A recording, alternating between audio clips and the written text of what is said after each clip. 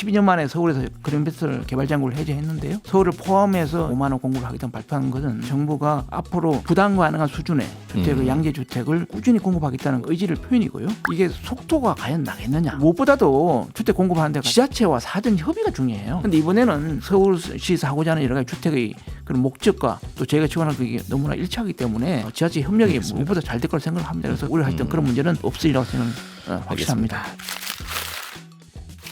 네, 국토교통부 진현환 제1차관과 함께 어제 발표된 주택 공급 정책 이야기 좀 들어보겠습니다. 어서 오십시오.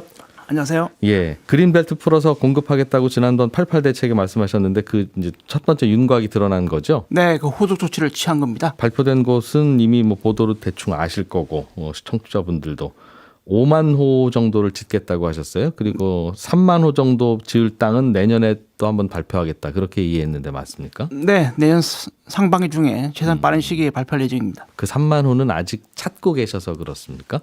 어디다 해야 될지? 저희가 항상 그 개발 후보에 대해서는 풀을 예. 연중 관리하고 있는데 그 중에서 어느 지역을 할 것인가를 정하고 또 가장 중요한 거는 그 관계 기간 또 지자체 협의 과정이 있습니다. 그 협의 기간이 필요하기 때문에 예. 내년에 한 달 말씀이고. 예. 알겠습니다. 5만 호를 새로 짓는다는 게 규모로는 감이 선뜻 오지는 않는데 그게 어느 정도 규모인 거예요?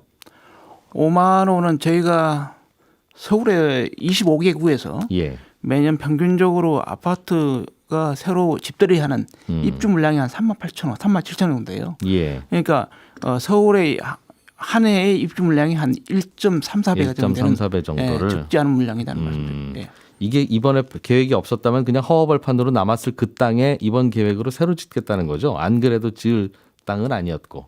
원래 제가 말씀드린 대로 여러 가지 그 앞으로 장래 개발 예. 가능 후보지를 관리하고 있는 지역이었고 그 중에서 여러 가지 어떤 환경 훼손 문제가 심각한 문제라 있든지 또 난개발 문제가 있는 문제라든지 이런 문제를 예. 고려해서 개발 장구를 해제해서 주택을 짓고 하는 겁니다. 내년에 발표될 3만 호가 벌써들 관심인 모양입니다. 거기에는 혹시 서울 지역이 또 포함이 됩니까? 그 정도 힌트도 주시기 좀 어렵세요. 그거는 어제 예. 그 우리 오세훈 서울시장께서 브리핑을 하시면서 밝혀주셨는데 내년에 서울은 포함되지 않습니다. 내년 발표될 네. EAB 택지에는 네. 그러니까 송파, 강동 이런 쪽은 안 들어간다는 그 행정구역상 서울은 네, 들어가지 그렇습니다. 않는다는. 검토하고 있지 않습니다. 약간 그럼 좀 외곽이라는 의미겠군요.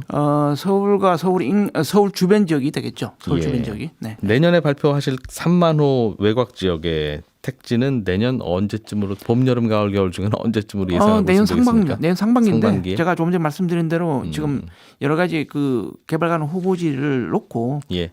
지자체 협의를 하고 또 여러 가지 보면 일단 토지를 조사를 해야 됩니다. 조사를 하게 돼서 저희가 이번에도 사실 4개지에 대해 그 오늘 발표한 후보지에 대해서 국토교통부 전 직원 그리고 사업시행자인 LH의 직원들이 전수조사를 했어요. 뭐를요?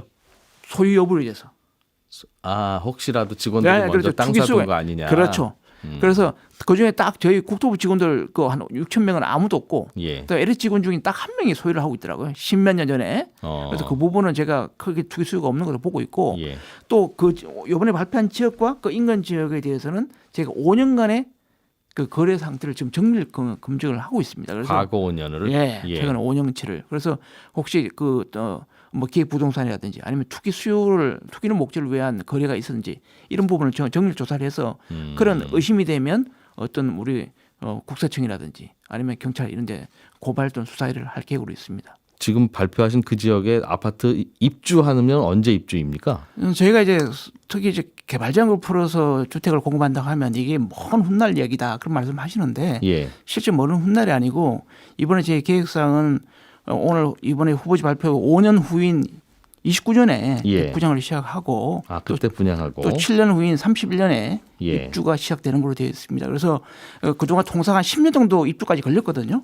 그런 절차를 이번에 절차를 통합한다든지 예. 아니면 특히 이제 저희 공주택지구로 하다 보면 보상 시기가 많이 걸려요. 그래서 이제 제가 지구 전에 뭐 보상이나 각종 지작물이 얼마나 있는지 이런 걸 조사도 하고 예.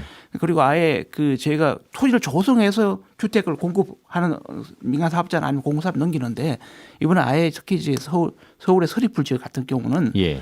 원형지 상태로 주택을 바로 어떤 토지를 공급해서 보다 신속하게 토지를 공급하는 그런 방안도 강구를 하고 있습니다. 그 서리풀 지구라고 하는 게 어제 발표를 들어보니 반은 그 신혼부부들을 주택으로 공급을 할 예정이라는 그 서울의 그 발표된 지역 중에서는 제일 땅값 있을 것 같은 그런 곳인데 원형지 그대로 공급한다는 게 무슨 뜻입니까? 서울의 이제 서초와 오면 예. 서초의 오면과 원지동이 그 해당 지역이 되는데 거기는 대부분 평지가 많습니다. 예. 그래서 앞으로 사업 시행을 국가 주택 공기업인 LH공사하고 예. 또 서울의 주택공사 SH 둘 공동 사업을 시행할 계획으로 돼 있어요. 예. 그래서 사업을 나눠서 할 텐데 필요하다면 그리고 상당 부분 대부분이 민간한테 줘서 민간이 분양하는 민간 분양 주택보다는 예. 직접 그 공기업이 그 LH나 SH가 직접 짓는 공공주택이 대부분입니다. 땅을 고르는 것까지 하고 예. 그래서 그래서 공사야 다른 업체 맡길 수는 있겠습니다만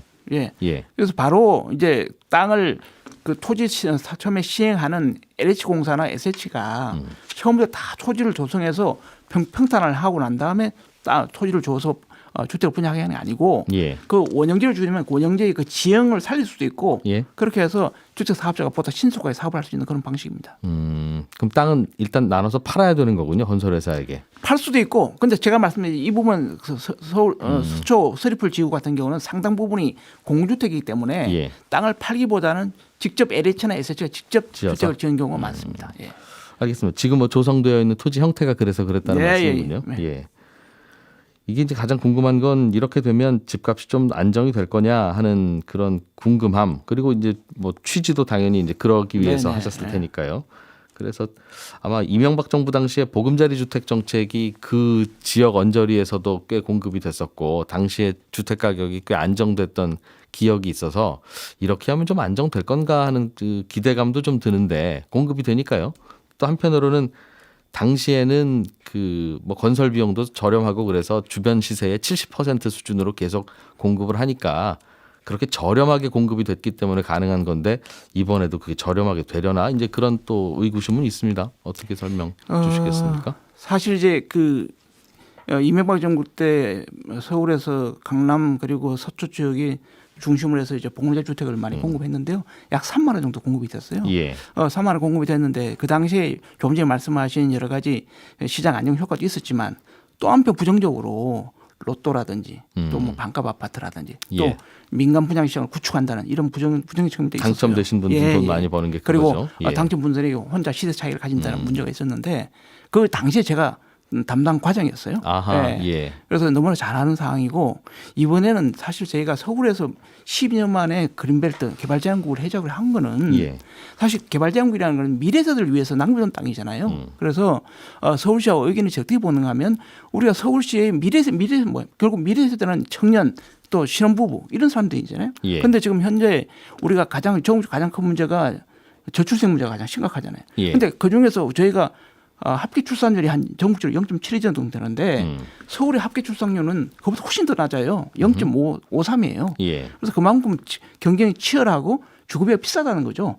그래서 아예 이번에는 미래 세대를 위해서 남겨둔 개발지원을 풀어서 예. 그 미래 세대는 신혼부부라든지 그리고 출산 가구에 대해서 집중적으로 공급을 하자. 예. 그래서 그분들한테는 소위 말하는 장기 전세 주택이라고 해가지고 툴을 새로 만들어가지고 서울시에서는 일명 미리네 집이라고 미리네 집? 집이라고 예. 하는데 예. 예, 여기서 10년, 20년 장기 살게 하고 예. 그리고 출산하면 또 저렴하게 그분들한테 그 이후에 분양을 받을 수 있는 권리를 주자. 출산 안 하면 안 되고 출산 안 하게 되면 거기서 이제 10년 10년, 살다 20년. 가시는 예. 거고. 그렇죠. 아, 예, 그래서 분양받을 권리는 거기서 아이를 낳으셔야 분양을 받을 수 있는 그렇습니다. 거군요. 예, 그리고 좀 아이를 좀 많이 낳으면 낳을수록 더 싸게? 현재는 가격을 좀 더 싸게 예, 그런 방식으로 그런 해서 구조예요? 출산을 보다 좀 적극적으로 장려를 해보자는 그런 취지고 이제 그러다 보니까 그게 전체적으로 55% 정도가 그런 그 출산 가구들을 신혼부부들 위한 주택으로 대부분 들어가게 되고 예. 나머지 뭐 그 통합 공공임대도 한 20% 들어가게 되고 나머지 또 여러 가지 뭐 선택형이나 남용 같은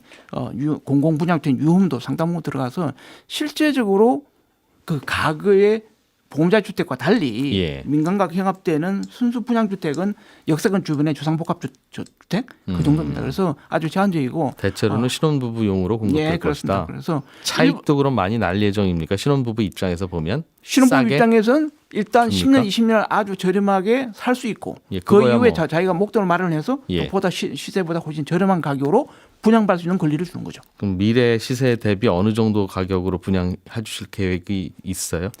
지금 현재는 한 그 80%, 80%? 90% 정도 수준 생각을 하고 있습니다. 시중에서 한 1-20% 정도 싸게. 예, 그렇습니다. 그렇군요. 신혼부부 아닌 분들은 그럼 그 물량을 기대하고 집을 사는 걸 미루거나 그러지는 않으시겠네요. 당장 서초의 서리풀 지구만 보면 그렇습니다. 예. 알겠습니다.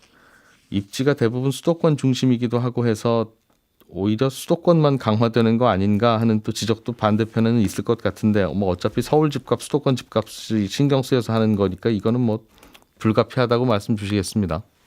그런 측면이 있죠. 다만 이제 저희가 그 서울을 제외한 특히 지방과의 주택 시장은 너무 차이가 많이 나잖아요. 예. 특히 지방의 미분양 주택도 심각하고 그렇기 때문에 지방은 여러 가지 기업 부종 유치를 CR 리츠 같은 그런 리츠를 통해서 지방 준공 미분양 혜택을 매입을 한다든지 예. 아니면 각종 세제 혜택을 줘서 미분양을 해소하는 그런 방안을 찾을 거고 또 지방 같은 경우는 산업이 문제니까 저희가 여러 가지 국가 산업 단지라든지 아니면 뭐 성장 거점을 위한 여러 가지 도심 융합 특구라든지 기회 발전 특구라든지 다양한 걸 통해서 일자리와 그런 문제를 같이 풀어야 한다고 봅니다. 예. 위치를 보니까 하나는 그 고양시 근처에 있고 그러니까 일산 신도시 근처고 또 하나는 의왕 쪽에 있어서 뭐 평촌 산본과 가깝고 그래서 아마 일기 신도시 재건축이 시작되면 이 주택들이 그 재건축 때문에 밖으로 잠깐 나오는 분들의 대체 주택으로도 활용될 수 있겠구나 하는 생각이 들더군요. 네, 염두에 두신 계획입니까? 염두에 둔 계획은 아닌데요. 이제 위치상 상당히 그런 부분이 활용 가능 시기적으로 보고 또 봐도 그렇고 활용 가능할 수 있다고 봅니다. 예. 그런 걸로 보면 뭐 서울의 저 동남쪽에 분당 신도시가 이제 재건축이 들어가는데 그쪽에 가장 또 골치 아픈 이슈 중에 하나가 안 그래도 가구수 많은데 거기서 재건축이 속도감 있게 진행되면 거기서 살던 분들이 속도감 있게 밖으로 빠져나올 거라서 그분들은 어디 가서 살지? 하는 그동안 재건축이 진행되는 동안이지만 여러 번 나눠서 할 테니까 또 그 재건축이 진행되는 동안 그분들 나와서 사는 것도 한 20-30년은 필요할 거 아니겠어요? 네, 그렇죠. 그거 어디다 지을 거냐 하는 고민이 있는데 이번에 발표된 거 보니까 그 동네는 빠져 있어서 혹시 그와 관련한 계획이 좀 있으신가 싶어서 여쭙습니다. 제가 일기 신도시를 지금 단계적으로 매년 한 10% 정도 통합 재건축 형식으로 원래 이제 선도지구 사업부터 시작합니다만은 계속 이루어지는데 이제 거기에 따라서 소위 말하는 그 집을 짓는 동안에 이전한 이주 수요를 어떻게 할 거냐 그런 말씀이신데요. 각 5개 신도시별로 여러 가지 특성이 다르고 조금 전에 말씀하신 뭐 고양이나 이런 부분은 일산 같은 부분은 그 주변에 여러 가지 대체 이주지 있고 문제가 없습니다. 분당 같은 경우는 일부 조금 현재 제가 시뮬레이션 해보니까 자체적으로 용인이나 성남시 내에서 흡사하기 조금 부족한 점이 있어요. 그래서 지금 그 성남시 내에 일부 유휴부지를 통해서 좀 주택을 좀 공급을 한다든지 아니면 그 분당 내에서 일부 지역을 좀 또 복합 개발을 해서 거기에 여러 가지 업무 시설도 넣으면서 주거 기능도 같이 넣어서 그 부분에 공급을 좀 이주 수요를 좀 흡수하려고 재건축을 하면서 좀 더 높게 짓고 그렇습니다. 그걸 또 이주 수요로 담아내고 그것도 좀 빨리빨리 결정을 해야 되겠습니다. 일기 신도시도 빨리 하신다고 했으니까. 알겠습니다. 나오신 김에 요즘 주택 시장 동향 어떻게 좀 파악하고 계시고 앞으로 어떤 게 제일 걱정 좀 되세요? 지금 저희가 이제 금년 8월이죠. 8월 88 대책에 주택 공급 대책을 내놓았고 또 9월에 2단계 스트레스 DSR을 제가 발표했지 않습니까? 그 이후에 지금 최근에 주택 가격 상승폭이 크게 축소되고 있습니다. 그리고 또 여러 가지 주택 가격의 선행 지표인 거래량도 지금 많이 줄었어요. 그래서 전반적으로 이제 안정세를 찾아가는 모습이라고 저는 보고 있고요. 또 그러다 보니까 시장에 매물 내놔도 매물이 시장에 소화되는 기간도 길어지고 있고 또 사람들 심리인 주택 가격 전망 지수라고 CSI도 지금 9월 이후에 지금 하락세를 보이고 있거든요. 그래서 전반적으로 안정세를 찾아가는 모습이고 10월에 저희가 기준금리를 1차 한 단계 인하를 했잖아요. 그럼에도 불구하고 시장이 안정세를 찾아가고 있는 상황이기 때문에 저희가 보다 시장 상황을 면밀히 모니터링해 나가면서 이번에 발표했던 우리 공급 대책이라든지 또 저번에 8월 8일에 했던 주택 공급 대책의 후속 조치도 차질 없이 빠르게 해서 양대 주택이 계속적으로 꾸준히 공급된다는 그런 인식을 좀 심어주려고 하고 있습니다. 그러게 당장 공급하면 좋은데 그거는 당장은 어려우니까 공급된다는 신호라도 강력하게 계속 주면 좋은데 그 일환인 거라고 말씀 주시는 거죠? 그러니까 당장 금년도에 공급 계획이 돼 있는 부분은 예. 최대한 여러 개 착공이나 이런 물량을 빨리 최대한 땡겨서 많이 공급을 하고 예. 다음에 중장기적인 여러 가지 공급 기반을 마련하기 위해서 이번에 이제 4개 지구에 대해서 5만 호 공급 계획을 발표했다는 말씀을 드립니다. 예. 서울 안쪽에는 아파트를 빨리빨리 좀 많이 공급하려면 재건축 재개발이 좀 더 활성화돼야 되고 그러기 위해서는 바꿔야 될 법들도 좀 있을 것이고 같이 좀 진행이 돼야 될 텐데 그건 국회 논의는 잘 좀 되고 있습니까? 기본적으로 이제 특히 서울이나 도심에서 예. 주택을 가장 공급하기 확실한 방법은 특히 아파트 공급 방법은 재건축 재개발 정비 사업이거든요. 예. 이런 정비 사업의 속도를 높이자는 데에서 여야를 막론하고 큰 이견은 없는 것 같습니다. 그래서 예. 저희가 올해 연초에 재건축 안전진단 시기를 뒤로 미루고 그다음에 여러 가지 절차를 통합하고 그다음에 재건축 안전진단에 어떤 안전한 말을 빼고 여러 가지 생활의 불편이라든지 이런 걸 있어도 재건축할 수 있는 그런 법안을 도시민 주거환경법을 발의했었는데요. 예. 저희가 저번에 1차 저희 상임위에서 논의를 했는데 한 번에 여야가 합의로 통과돼서 지금 법사위에 예. 지금 상정을 대기 중에 있고요. 그 다음에 저희가 이제 858 주택 공급 대또 하면서 재건축 재건축의 어떤 절차를 대폭 또 단축하는 절차 촉진을 위한 특례법을 지금 발의를 해놓은 상태입니다. 그래서 예. 이거는 저희가 11월 중에 그동안 사실 법안을 논의할 시간이 없었고요. 그래서 11월 이번 달에 법안 논의가 본격화되고 법안 논의를 국회에서 예. 할 예정으로 있습니다. 그래서 저희가 이번 정기국회 때 꼭 통과시킬 수 있도록 최선 노력을 다할 계획입니다. 그 부분과 관련해서는 그럼 마음속에 두고 있는 숙제는 혹시 어떤 겁니까, 차관님이? 그 재건축 재개발 활성화를 위해서 이거가 좀 더 되면 좋겠다 싶은 좀 남아 있는 게 있으십니까? 그냥 기다리기만 하면 돼요. 이제 우리는 활성화 될 거니까. 그렇지 않죠. 여러 가지 지금 재건축 재개발 관련 공사비 이슈도 있고 여러 가지 또 분쟁 이슈도 있는데 제가 그런 이제 공사비 이슈에 대해서 최근에 이제 공사비 안정화 방안도 발표했고 또 금년 연말까지 공사비의 또 어떤 여러 가지 인정 범위라든지 이런 부분도 좀 조정할 계획이고 또 시공사와 조합 간의 그런 갈등을 예. 또 완화하기 위한 여러 가지 중재 기능을 강화를 하고 또 표준 계약서를 만든다든지 그래서 여러 가지 또 전문가도 파견하고 그렇게 해서 여러 가지 그 재건축과 재개발이 일어날 수 있는 그런 여러 가지 갈등 그리고 무엇보다 중요한 거는 속도거든요. 예. 조금 전에 저희가 이번에 발표한 그 4개 신도시 후보지에 대해서도 말씀을 드렸습니다만은 결국은 얼마만큼 빨리 공급될 수 있느냐 예. 중요한 거거든요. 그게 또 비용이고 돈이고 그래서 저는 기본적으로 그 양질의 주택이 그리고 부담 가능한 수준으로 지속적으로 공급된다면 주택 공급이야말로 최고의 주거복지다. 저는 이렇게 생각합니다. 그래서 저번에도 제가 한번 방송에 나와서 그런 말씀 드렸는데 진짜 그 사람들이 선호한 지역에 주택이 넘치도록 주택을 한번 공급해보고 싶다. 그런 생각을 계속 가지고 있습니다. 예. 서울에서도 미분양 나기를 기대한다고 해서 좀 논란이 있었지요. 미분양이 날 정도로 공급이 많으면 좋은 거니까요. 네. 재건축 재개발이 좀 더 속도감 있게 하려면 절차도 절차지만 사업성이 계속 좋아야 멈추지 않을 텐데 늘 이제 계산기 치열하게 두드려야 되는 지금 모든 그런 상황이라서 사업성을 좀 높여줄 방법이 정부는 갖고는 있을 텐데 그 카드를 던지면 당연히 특혜 시비가 있을 거고 그렇다고 그 카드 안 던지고 갖고 있으면 사업성이 계속 지지부진할 거고 그럴 때는 가치 판단을 어떻게 해요? 그래서 지금 현재 또 그 11월 국회에서 또 중점 논의되는 법안 중에 하나가 재건축 초과이익 폐지 법률이 지금 상정돼 있습니다. 이른바 재초환을 그렇습니다. 폐지한다는. 예. 예. 그래서 이게 이제 물론 그전 논란이 많았잖아요. 사실 이게 미실현 소득에도 과세하는 거고 예. 이게 이제 납부를 했는데 그거 위에 집값이 떨어지면 어떡할 거냐, 누가 돌려줄 거냐.